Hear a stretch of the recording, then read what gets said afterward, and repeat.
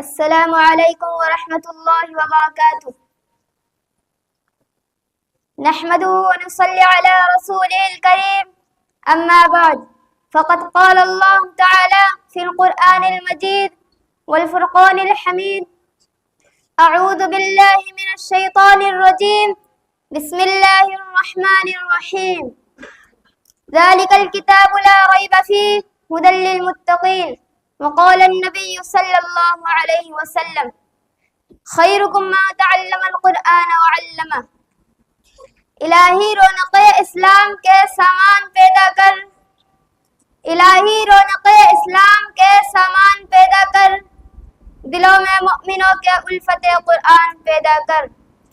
صدر محترم، اسٹیج پر رونق افروز بزرگان دین اور حاضرین جلسہ، آج کی اس محفل میں اور آج کی اس مبارک اجلاس میں میرا موضوع سخن دنیا کی سب سے پاکیزہ اور مقدس کتاب قرآن پاک ہے۔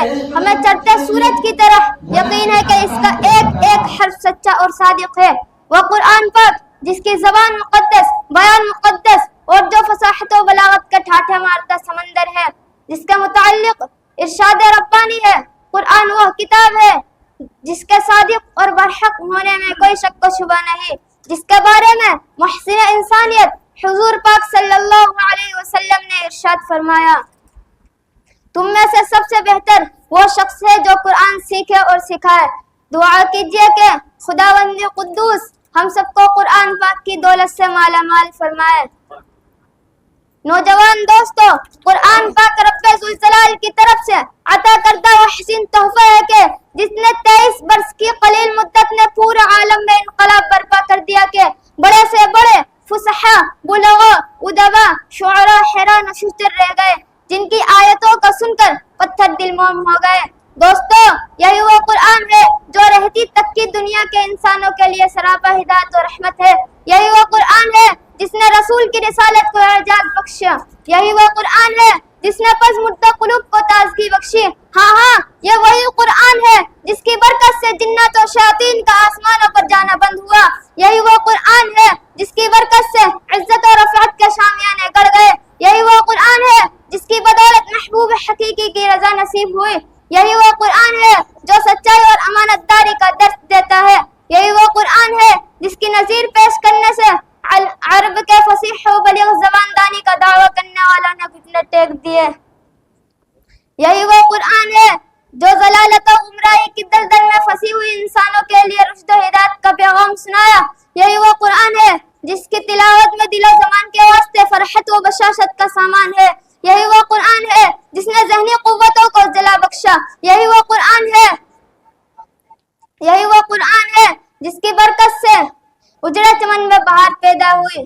دوستو، محترم دوستو، آج کے اس نازک دور میں حفظ کلام کو فضول سمجھا جاتا ہے، اس کے رٹنے کو حماقت بتلایا جاتا ہے، کہا جاتا ہے اس کا رٹنا اور بے سمجھے پڑھنا بے سود ہے۔ مگر افسوس صد افسوس، اس قرآن پاک کے بارے میں ہمارا یہ خیال کہ شہنشاہ بطحہ جناب محمد رسول اللہ صلی اللہ علیہ وسلم نے ارشاد فرمایا، اقرأ وارتقی ورتل کما کنت ترتل فی الدنیا فإن منزل عند آخر آیت تقرأها، کہ قرآن پڑھتا جا اور جنت کے درجوں پر چڑھتا جا اور ٹھہر ٹھہر کر پڑھ جیسا تو دنیا میں ٹھہر ٹھہر کر پڑھا کرتا تھا، بس تیرا آخری مقام اور ٹھکانہ وہی ہے جہاں آخری آیت پہنچے۔ دوستو،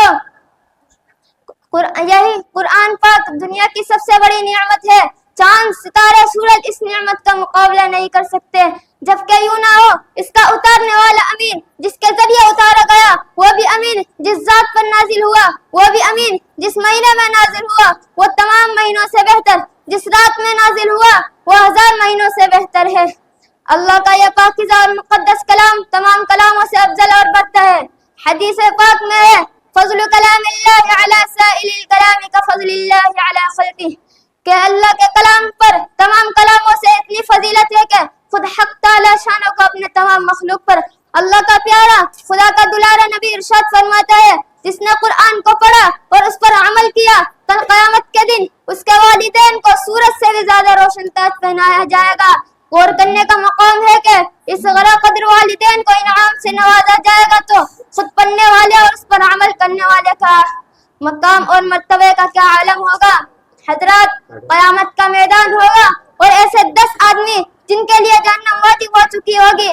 حافظ قرآن اپنی رب کی بارگاہ میں سفارش کرے گا, پروردگار عالم اس کی سفارش قبول کرے گا اور ان حافظ قرآن کی برکت سے انہیں نجات عطا ہوگی. محترم حضرات, اگر ہم ماضی کی طرح حال و مستقبل کو تابناک اور روشن بنانا چاہتے ہیں تو قرآن پاک سے وابستہ ہونا ہوگا, اسے سینے سے لگانا ہوگا. اگر ہم چاہتے ہیں تو ہماری دنیا کے ساتھ آخرت بھی سنور جائے تو اس کی تعلیمات پر عمل کرنا ہوگا. خدا نخواستہ آج ہم نے اپنے بچوں کو 2 پیسے کے لالچ میں دین سے دور رکھا اور ہماری نظر اخروی نعمتوں کے بجائے دنیاوی ٹکریوں پر رہی تو یاد رکھیے خدا کے یہاں جواب دینا ہوگا. اسی چند باتوں پر میں اپنی تقریر کو ختم کرتا ہوں. وما علینا الا